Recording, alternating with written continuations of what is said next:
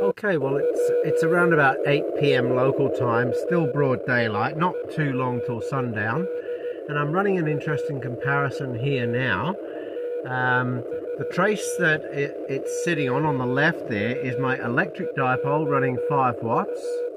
The trace in the middle is my 80 meter dipole running 5 watts.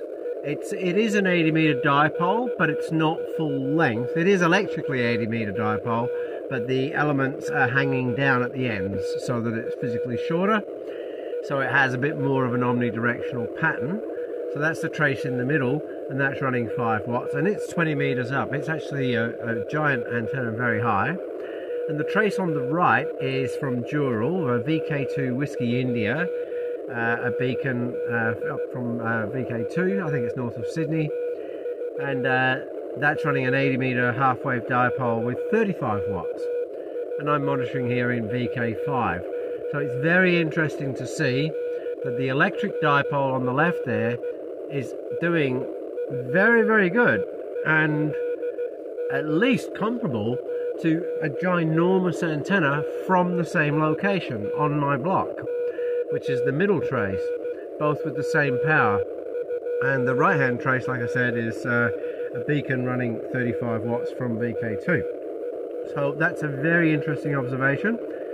Now another thing I'll point out actually is I'll jump into my local area.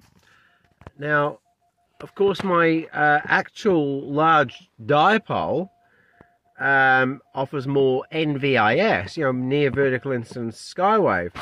Now, since I actually live sort of around this spot, and there's a mountain between me and this SDR receiver over here in Croydon, I'll go to Croydon and do the same comparison.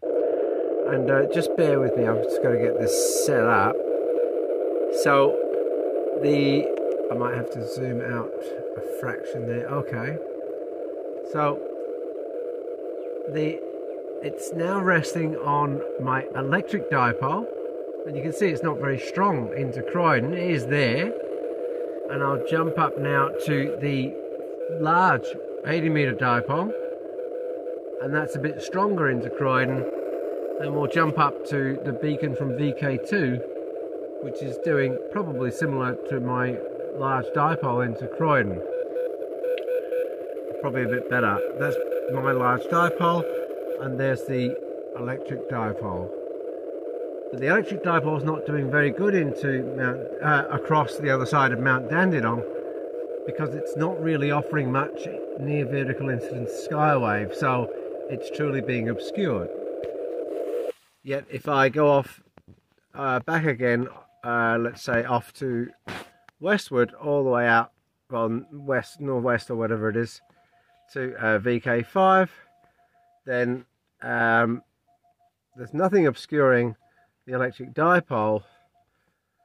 And bear with me, which one am I on? So I'll just bring them into line. There we go.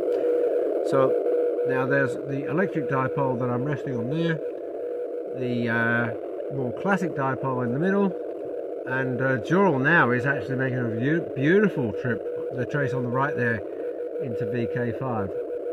Bearing in mind it is running 7 times, is that right, more power than I'm running on both of these experiments right now. So there you go, interesting observations. But I'm very, very pleased that the recent mod to my electric dipole system has now brought her up to a level where she's giving a full-size antenna from my QTH a run for its money. That is good news. There you go. 7-3, and thanks for watching.